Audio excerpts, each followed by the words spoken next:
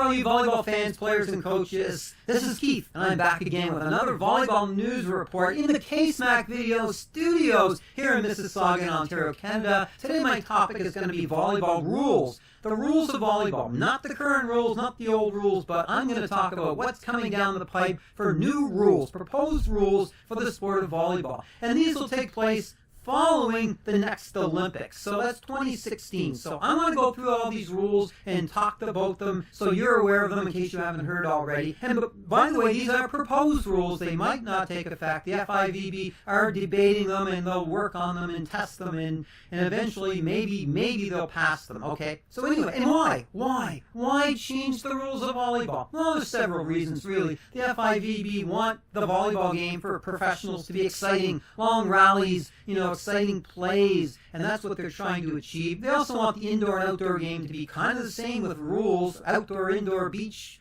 going to have the same type of rules. Of course, there's injury potential they want to do away with, and of course, they want to fit the volleyball game into a 2-hour time slot for television. Now, this doesn't affect most of us, you, me, and the people that run co-ed type tournaments and leagues. I mean, you don't have television. But anyway, the rules are made for that, and we have to live with it, deal with it. And I've read a lot of comments about this already on Twitter and YouTube, and Americans aren't happy with it, that's for sure. But anyway, here we go. Here are the rule changes, proposed rule changes. You can talk about it yourself, write them down, and share them with your friends and see what happens. Change number 1.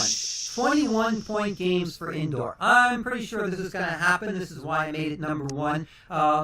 Yeah, the games are going to be played to 21 points instead of 25 points. But if a match goes to 5th set, it's going to be 21 points. So instead of 25, 25, and 15, it'll be 21 across the board. And as you know, some leagues, some tournaments have been doing 21 points games for a long time. They kind of start at 4-4 and go to 25, but they've been playing 21 points. So this has already been happening, and from now on, it'll be standard, that's for sure. Rule number 2. Serving the ball, the server must land inside the back line after the serve. So what I'm referring to is a spike serve. The way it works now is you have to jump from behind the service line. Now you have to land behind the serving line. So that means serving way back. If you're building volleyball courts, make sure there's a lot of room for 3 or 4 steps before you even get to the back line. And that'll be a big change for serving. And so, yep, behind the service line after you finish your serve. So, that's a change. Rule number 3, back row attack. Same idea here. When you finish your back row attack, you have to be behind the attack line, behind it. So, of course, the way it works now, you jump from behind the attack line. Some guys can leap all the way up to the net. No more. You have to land behind the attack line after you do your back row attack. So that means back row attacks are going to come from way far in the back row. So keep that in mind. Serving and back row attacks, you have to land behind the line. That's a big change. Rule number 4, contacting the center line. Illegal. It's going to be illegal to even touch the center line. And of course, this has to do with player safety because right now you're allowed to be on the line or above it, and no more. You have to be behind it. This is going to affect blockers because when you go up the block and you land, chances are your toes are going to touch the line, and it's going to make it tough on blockers to land without, being on the line. You have to block kind of off the net a bit. So that'll be a big change. The next change is net touches. Guess what? They're going backwards. It's going to be illegal to touch any part of the net. Didn't they just do this? They changed it so you can touch any part of the net except the tape. Now it's going back to the way it was. I guess they just don't like players bumping into each other because you can hit the net so hard. So anyway, that's another rule change. Rule change number 6, no open hand tips. Same as on the beach. You can't tip it with your fingers. So cobras, pokies, that's going to be this order of the day. So indoor, outdoor, going to be exactly the same. That's a proposed rule. No more open hand tips for indoor. Wow, eh? Okay, here's one that I don't think will pass, but I'm going to tell you anyway. They want to change the court size to either 8 meters by 9 meters or 8 by 8, which of course is the same as the beach. And the reason for it is so blockers don't have to travel as far to block, and the defense is all packed in, better defense, more rallies. However, The downside of this is, of course, the court's small for 6 players to crowd in there. They're going to run into each other. And, of course, the big reason, money. Think about it. Every place across Canada, every gym has to erase their volleyball lines and put in new ones. And not just Canada, the United States, and around the world. Every single gym, every sport court floor, every hardwood floor has to be erased and new lines painted.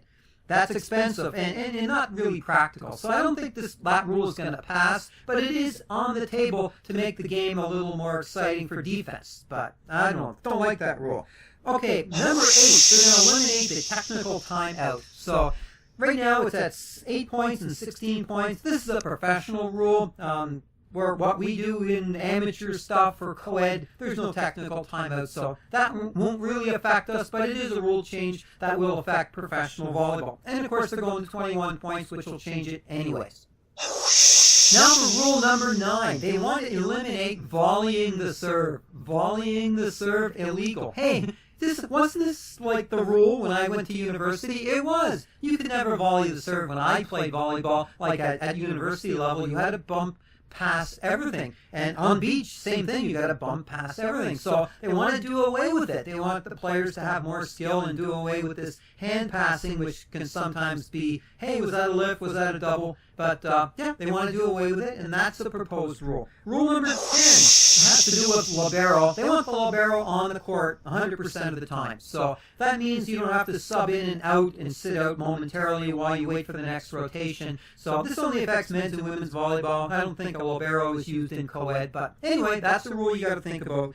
Rule number 11 is kind of confusing. They want to penalize teams who miss too many serves. So it's not one serve, but say in one game you miss 5 serves, there's an extra penalty for that. I don't know. I don't know what it is going to be, but they're talking about it because in the men's professional game, teams need to serve tough all the time. And it basically, one team misses a serve, the next team misses a serve, the next team misses their serve because they're trying so hard to ace it, and it's boring, and they want to do away with that somehow. So, oh well. Anyway, and number 12, finally, the last rule change is free substitutions. Free. So I guess what this means is you can rotate or sub in for anybody at any time and sub in, sub out. I mean, the way it works now is player A subs in for player B, and only player B can go out for player A. But now you can put player D or E in there for player A or B, and that way coaches can do a strategy anytime they want. They don't have to restrict themselves to just 2 players in and out. So anyway, that doesn't really affect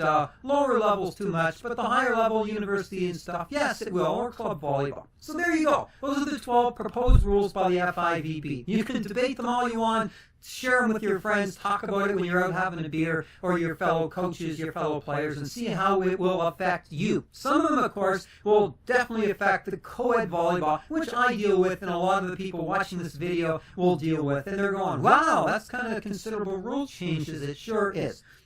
Of course, why do they bring in all these rule changes? Professional men's volleyball. Totally. This is why they do it. Because the men are up 3 feet, 4 feet above the height of the net, you know, way up over 8 feet. They're up 12 feet, and it's boring because it's just one kill after the other. Either you get the kill, you get blocked, someone serves the ball into the net, or they get an ace, and that's about it. So they want longer rallies for professional men's volleyball at the international level. But I want to put in 2 little things here. Why aren't they talking about changing the height of the net? And I mean, for men's professional volleyball, it's 8 feet. Why not make it 9 feet? 9-foot net at professional level would make a lot more rallies. You wouldn't be able to spike it straight down. It would do what the FIVB really want. It would make it more exciting. Okay, maybe even not 9 feet, but 8'6". So sure, 8 feet would be the domestic height, but at professional international level, 8'6" or 9 feet, something like that would definitely improve the professional level excitement. It would. And of course, the skill level of players who are jumping 11 feet, 12 feet into the air, it shouldn't affect them too much, just enough to make the game more exciting. And one other rule they should adopt, I think it'll make the game exciting.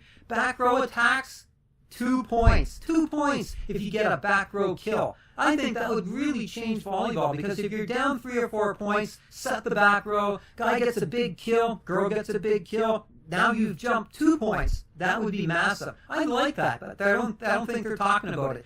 Oh well, okay, that's it. I just talked about the 12 rules. 2 rules I think that should change that they don't talk about. So you can talk about it with your friends and family and on the internet, Twitter, whatever you want to do. Facebook, of course, Facebook. And then we'll decide in a couple of years after the next Olympics, well, we'll find out which rules the FIVB bring into play for indoor. That's a lot of changes, going to be big, and we'll see how it all turns out. That was a lot of talking on my part, so now it's time for you to talk. Leave a comment here on my YouTube channel, or put me on Twitter. You can subscribe to my different Twitters and Facebook accounts, and also here on YouTube, of course. That's it, that's all. Bye for now. Wow, that was quite the rule change potential going on right now. I don't know what's going to happen. Maybe you don't know what's going to happen, but we're going to find out real soon, right? Okay, bye for now.